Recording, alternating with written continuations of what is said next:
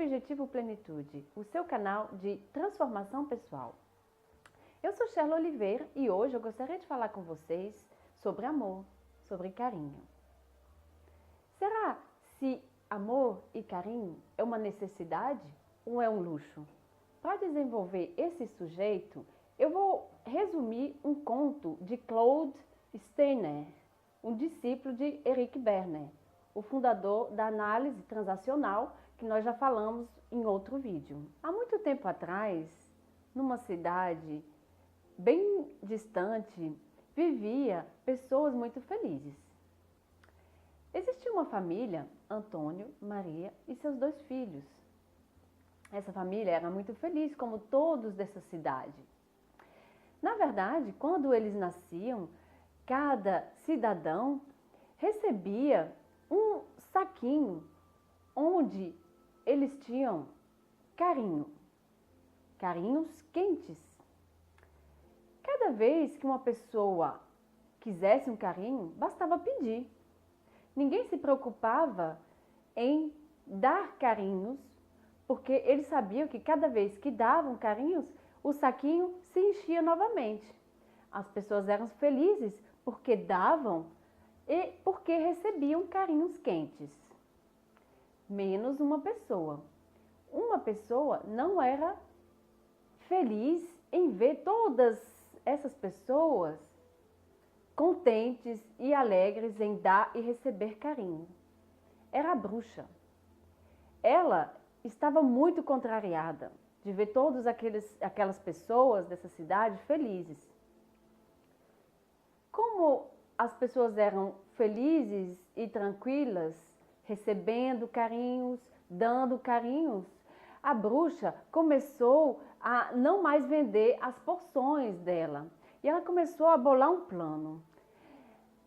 Foi assim que um dia, quando Antônio via a filha e a mãe e o filho brincando, a bruxa se aproximou de Antônio e disse no ouvido dele: Antônio, cuidado, a Maria está dando muito carinho para sua filha. Cuidado, cuidado, porque não vai sobrar para você. Antônio ficou observando a mulher de quem ele tanto gostava. Lógico que ele gostava dos filhos também, mas ficou se perguntando: ué, mas até hoje os carinhos, eles vinham assim como a gente dava, eles vinham. Por que agora vai faltar carinho? E a bruxa continuou martelando na cabeça dele: cuidado, não vai sobrar para você. Foi assim que Antônio começou a mudar as atitudes dele com relação à família. Começou a ficar mesquinha, começou a ficar com ciúmes quando a mulher dava carinho para os filhos, pois pensava que não ia sobrar para ele. As crianças, vendo que a atitude do pai tinha mudado, começaram a mudar também.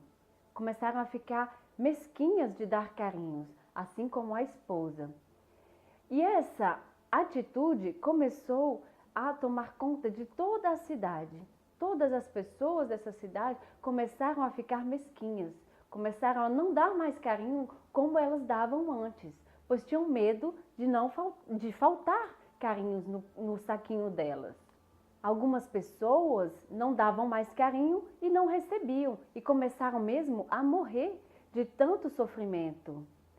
Enquanto essas pessoas começaram a ficar infelizes, você imagina que tem uma pessoa que começou a ficar feliz. É claro, a bruxa, ela começou a ficar feliz, pois o plano dela começava a dar certo. Assim, a bruxa começou a vender porções mágicas.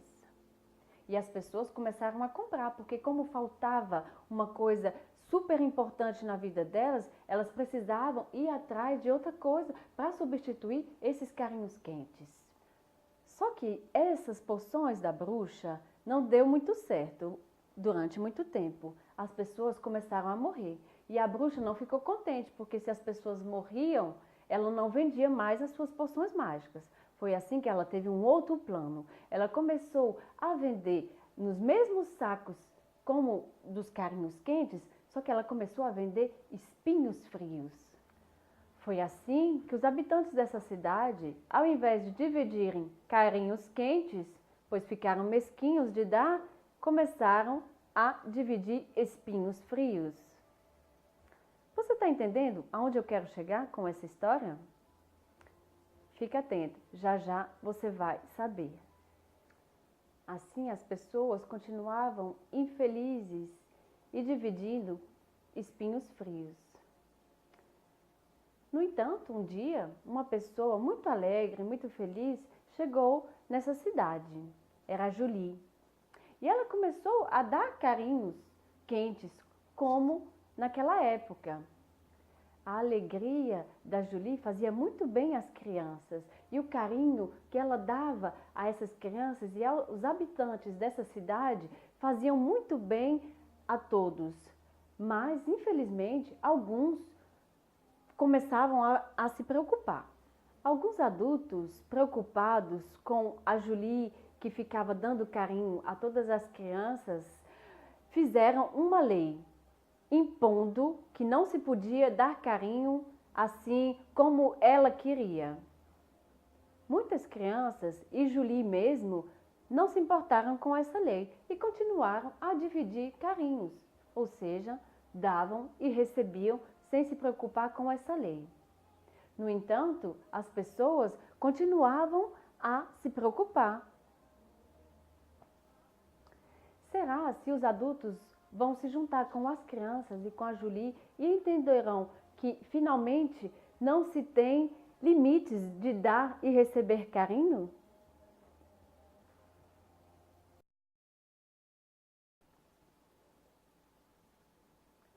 Será se eles vão se lembrar do dia em que nessa cidade todos dividiam carinhos sem se preocupar se eles iam faltar ou não?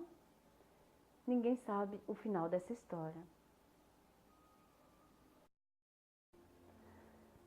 Lógico, aqui eu acabei de resumir o conto, mas se você quiser ver a história inteira desse conto, você pode procurar na internet ou ir numa livraria e você achará o conto de Claude Steiner, um conto de carinho. O que diz esse conto? Como eu falei para vocês, Claude Steiner é um discípulo de Eric Berne, fundador da análise transacional. Na análise transacional, nós temos três necessidades básicas: necessidade de estímulo, de reconhecimento e de estrutura. Com esse conto, nós percebemos duas necessidades básicas de nós todos os seres humanos, ou seja, necessidade de estímulo e de reconhecimento. Essa necessidade de estímulo do ser humano inclui toda a área sensorial, ou seja, comer, beber, respirar, mas também toda a área de contato físico e psicológico.